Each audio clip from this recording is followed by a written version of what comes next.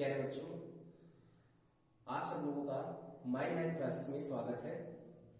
आज हम लोग इस सेशन में एक नए अध्याय के बारे में अध्ययन करने वाले हैं, जिसमें हमारा अध्याय बहुपद है। हम लोग महत्वपूर्ण प्रश्न को समझने से पहले इस अध्याय के बेसिक के बारे में जान लेते हैं, फिर अपने महत्वपूर्ण प्रश्नों को हल करेंगे। तो ये हमारे अध्याय बहुपद है। अब बहुपद किसे कहते हैं इसके बारे में समझ लेते हैं। ये तो परिभाषा आपकी पूछी नहीं जाएगी, लेकिन आप अपने जानकारी में समझने के लिए बहुपद को समझ लेते हैं। एक ऐसी बीजीय व्यंजक जिसमें चर राशियां केवल ऋणात्तर पूर्णांक जैसे धनात्मक या शून्य के बारे में समझते हैं, वो घात के रूप में हो तो उसे बहुपद कहते हैं। अब बहुपद कितने के रूप में हो सकते हैं? पूर्णांकों पर बहुपद हो सकते हैं, वास्तविक संख्याओं पर हो सकते हैं और परिमेय संख्याओं पर हो सकते हैं। ये इस प्रकार के बहुपद हैं। तो हमने आपको लिख करके समझाया है। इसके बाद हम ये समझेंगे जो सबसे ज्यादा महत्वपूर्ण प्रश्न बनते हैं वो बनते हैं कि बहुपद इनमें से कौन है और इनमें से कौन नहीं है। तो हमें बहुपद की पहचान पता होनी चाहिए कि बहुपद कौन से होते हैं और कौन से नहीं होते हैं। इसी से संबंधित आप एक चौथे चैप्टर में पढ़ेंगे, तो वो चौथा चैप्टर है दो घात समीकरण। सेम यही है, बस आप इसको बहुपद में पढ़ेंगे और उसको आप समीकरण के रूप में पढ़ेंगे। तो आप इसको सही से पढ़िएगा तो वो चैप्टर आपको बहुत आसान लगेगा, वो चैप्टर इतना कठिन नहीं लगेगा। तो हम लोग चलते हैं कि बहुपद कैसे पहचानेंगे कि बहुपद है क्यों। देखिए, अगर हम बहुपद की पहचान देखें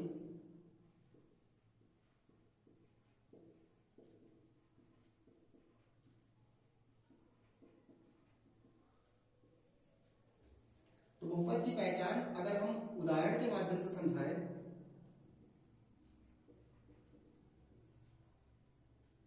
तीन एक्स स्क्वायर प्लस का 4x प्लस का 5, ये हमारा बहुपद है। क्यों बहुपद है? तो ये जो हमारे x हैं इनको बोलते हैं चर। अगर चर राशि की घात धनात्मक है तो वे हमारे बहुपद होंगे। इसी तरह हमारे ये भी हो सकते हैं 4x स्क्वायर प्लस का 3/4 x प्लस का 6 अंडर रूट के अंदर, ये भी हमारे बहुपद है। हमें चर राशि की घात को क्या देखना है? धनात्मक। अगर चर राशि की घात धनात्मक है तो ये बहुपद है। तो हम इन दोनों की बात करते हैं, ये बहुपद है। अब हम देखते हैं तीसरे एग्जांपल के बारे में। 3x स्क्वायर प्लस का 4x घात में -1 प्लस का 6। अगर हमारे चर राशि घात ऋणात्मक हो गई तो वो बहुपद नहीं है। इसी प्रकार अगर हम अगले बहुपद के बारे में बात करें,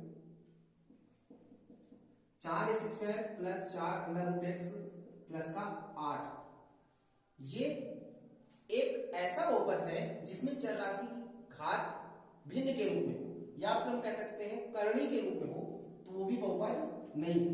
और किस तरह हो सकते हैं?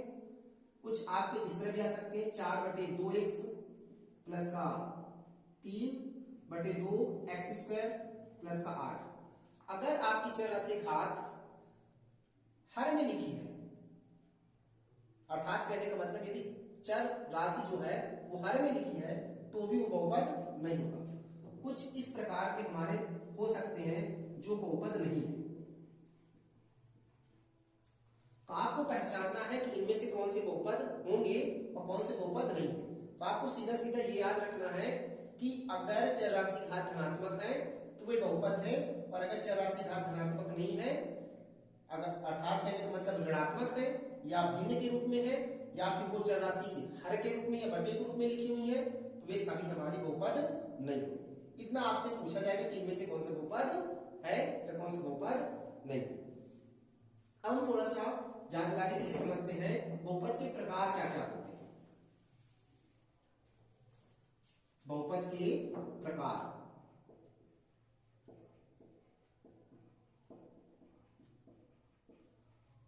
आपने पिछले कक्षा में पढ़ा होगा कि बहुपद दो आधार पर बांटे गए हैं, एक घातों के आधार पर और एक पदों के आधार पर। तो हम इस सेशन में घातों के आधार पर समझते हैं कि घातों के आधार पर कौन कौन से हो सकते हैं। तो घातों के आधार पर देखिए, हमें जो हमारे सिलेबस में दिया है हम उसी के बारे में यहाँ पढ़ेंगे, और होते तो बहुत सारे हैं लेकिन हम जो सिलेबस में हमारे दिए उन्हीं को पढ़ने की कोशिश करेंगे। पहला है घातों के आधार पर रैखिक बहुपद,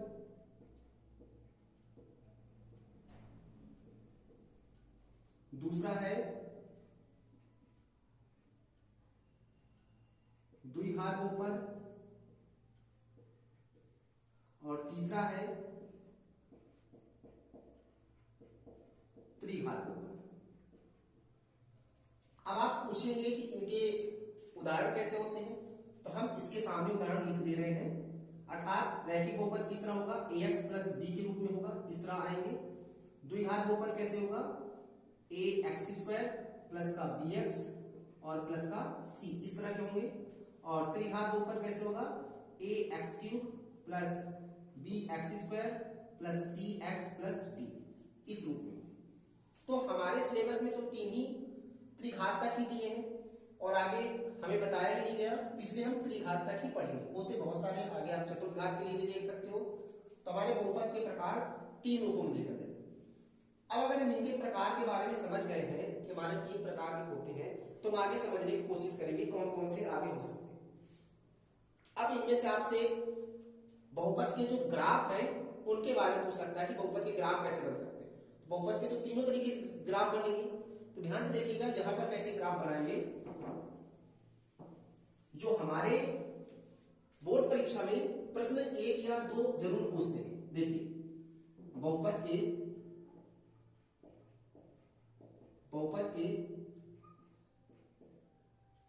ग्राफी रूप हम एक एक समझ करके चलते हैं। देखिए पहला हम समझ लेते हैं रैखिक बहुपद के लिए।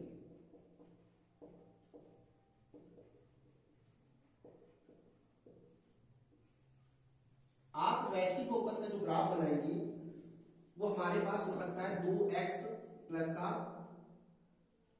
6। ज्यादातर तो रैखिक बहुपद का तो नहीं पूछता है, लेकिन वो पूछते हैं दो घात बहुपद और त्रिघात के। तो रैखिक बहुपद का कुछ इतना खास नहीं होता है, तो रैखिक बहुपद का हम लोग नहीं समझते हैं, द्विघात बहुपद का समझते हैं। देखिए द्विघात बहुपद कैसे होते हैं,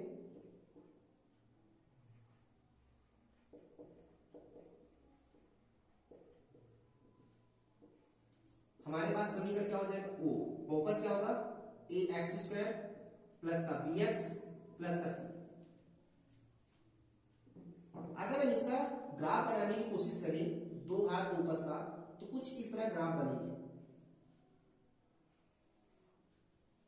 ये हमारे पास x है और ये हमारे पास y है, इसको हम बोलते हैं x डैश और इसको बोलते हैं y डैश। अब आप यहां समझेंगे कि यहां पर दो घात बहुपद के अधिकतम से अधिकतम शून्य कितने हो सकते हैं, तो 2 होंगे। और रैखिक बहुपद में शून्य कितने हो सकते हैं, 1 हो सकता है अधिकतम से अधिकतम। और त्रिघात में अधिकतम से अधिकतम शून्य कितने हो सकते हैं, 3 हो सकते हैं। तो द्विघात बहुपद में अगर इनकी बात करते हैं शून्य कितने होंगे, तो 2 होंगे।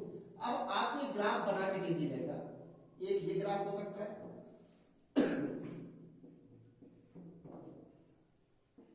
ये x है, ये x डैश है, ये y है, ये y डैश है। एक ये ग्राफ हो सकता है,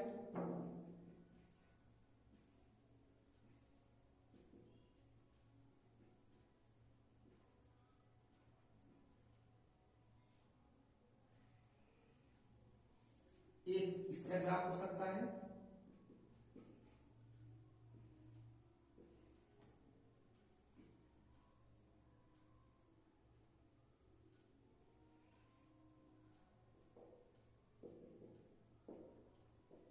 एक इस तरह ग्राफ हो सकता है। हमने दो घात बहुपद से संबंधित ग्राफ बनाने की कोशिश किया है जो ज्यादातर पूछने की संभावना रखते हैं। तो आप यहाँ पर देखिएगा कि हमारे जो ग्राफ बने हैं, और आपसे ये नहीं कहेगा कि ये दो घात बहुपद का है, आपको पहचान करके रखना है कि दो घात बहुपद का कैसे बनता है। तो इसकी आकृति यू आकार की बनती है। तो इसमें पूछेगा कितने शून्य हैं, अधिकतम से अधिकतम।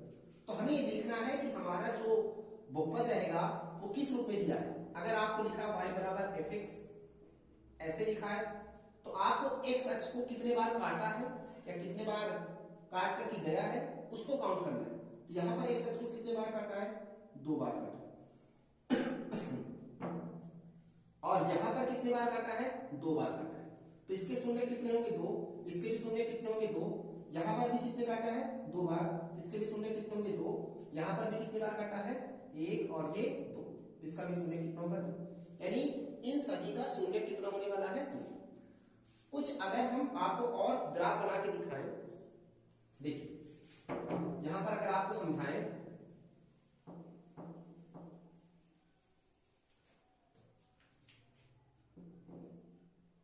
अगर हम इसकी बात करते हैं, इसमें कितने शून्य होंगे, तो यहां पर हमारे पास देखेंगे कि एक्स अक्ष को एक भी बार नहीं काटा, तो यहां पर शून्य कितने होंगे, तो यहां पर शून्य है हमारे पास 0। इसी प्रकार हम यहां पर देखेंगे, कुछ इस तरह ग्राफ बनेंगे, इसको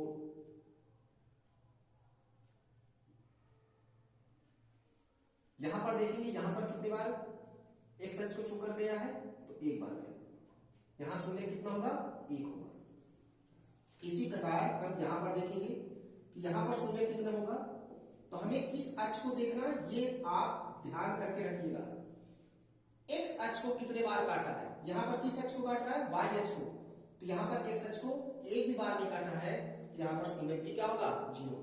तो आपको वाई अक्ष पर काटे या न काटे उससे आपको कोई मतलब नहीं है, आपका बहुपद किस रूप में दिया है। अगर x के रूप में लिखा है तो आप x अक्ष वाले गिनोगे, अगर y रूप में लिखा है तो फिर आप y वाले अक्ष के गिनोगे कितने बार उसको काटा।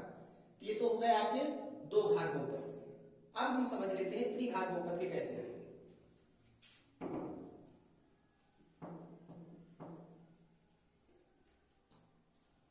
तो हम लोग समझते हैं त्रिघात बहुपद।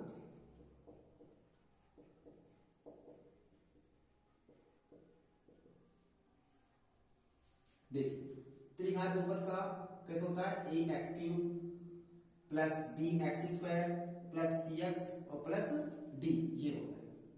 अगर हम इसका ग्राफ देखें तो ग्राफ कुछ इस तरह बना होता है।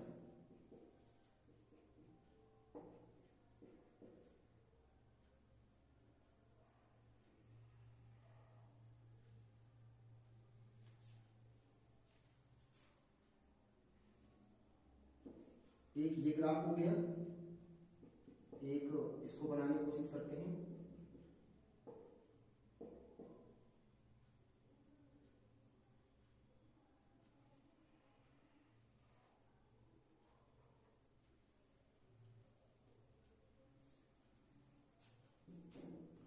और एक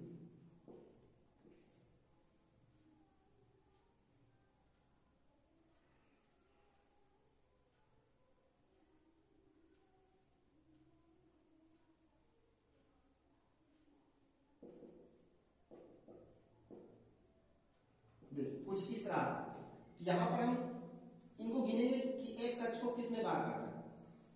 देखिए यहां पर एक, यहां पर एक, यहां पर एक, तो 1 2 3, तो इसके शून्य कितने होंगे, 3। यहां पर भी देखेंगे 1 2 3, यहां पर शून्य कितने होंगे, 3। यहां पर कितने बार काटा, 1 2 3, तो यहां पर शून्य 3। तो आपको करना क्या है, अब हमारे पास चाहे त्रिघात बहुपद हो चाहे चतुर्घात बहुपद हो, तो आपको ये बस इतना याद रखना है कि एक्स अक्ष को अगर एक्स अक्ष के रूप में दिया है, एक्स के रूप में अगर आपका बहुपद लिख करके दिया है, तो आपको एक्स अक्ष के ग्राफ को देखना है कि वो कितने बार गुजरा है वहां से। तो अगर एक बार गुजरा है तो आपको शून्य 1 बताना है, अगर 4 बार गुजरा है तो आपको शून्य 4 बताना है कि वो 4 बार गुजरा है। अब हम चलते हैं कि इनके बहुपद के शून्य कैसे निकालते हैं, शून्य के बारे में समझते हैं। अब हम लोग चलते हैं बहुपद के शून्य के बारे में समझ लेते हैं।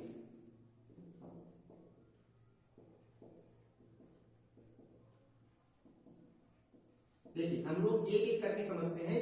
ये हैं आपके कुछ फार्मूले, इनको आप याद रखिएगा। देखिए हम पहले चलते हैं रैखिक बहुपद का शून्य। रैखिक बहुपद के लिए शून्य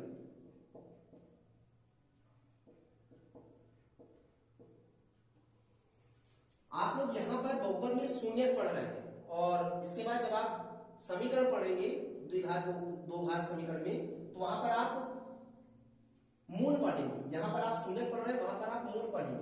देखिए अगर हम रैखिक बहुपद की बात करते हैं तो रैखिक बहुपद हमारा कुछ इस तरह होता है, ax प्लस का b।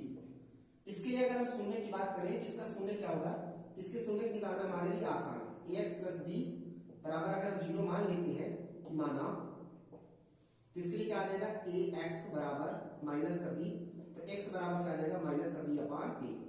तो इसके लिए हमारे पास शून्य आ जाएगा माइनस b अपान a। ये तो हो गया रैखिक बहुपद के लिए शून्य। अगर आपसे रैखिक बहुपद के लिए तो पूछता नहीं है क्योंकि बहुत आसान होता है। ज्यादातर तो क्वेश्चन जो आते हैं वो द्विघात बहुपद या त्रिघात बहुपद से ही आते हैं। रैखिक बहुपद का इतना आने की संभावना नहीं रहती। तो हम लोग चलते हैं द्विघात बहुपद में। देखिए अगला जो है वो है द्विघात बहुपद। आप इसको याद रखिएगा, द्विघात बहुपद हमारा द्विघात बहुपद कैसे होता है, a x square plus b x plus c. इसकी बात करते हैं, ये हमारे पास बहुपद है। बहुपद के अगर हम शून्य की बात करते हैं कि शून्य कैसे आएगा, तो सबसे पहले पूछेगा आपसे शून्य का योग, शून्य का योग।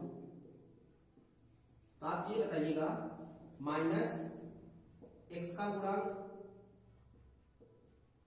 बटे एक्स स्क्वायर का गुणांक।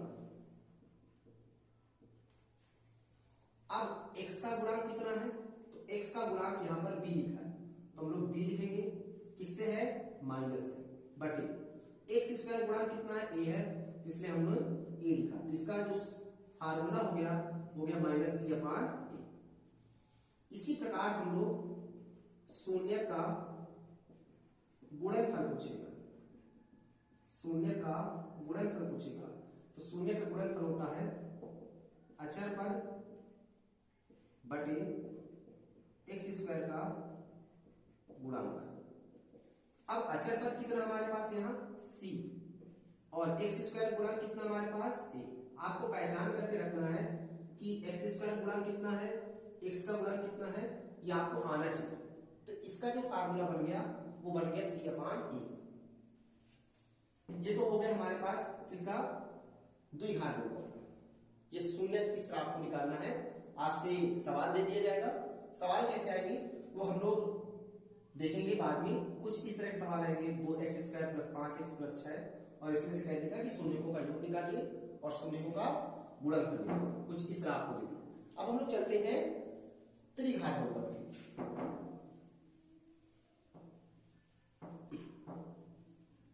देखिए त्रिघात बहुपद के लिए कैसे पूछा है,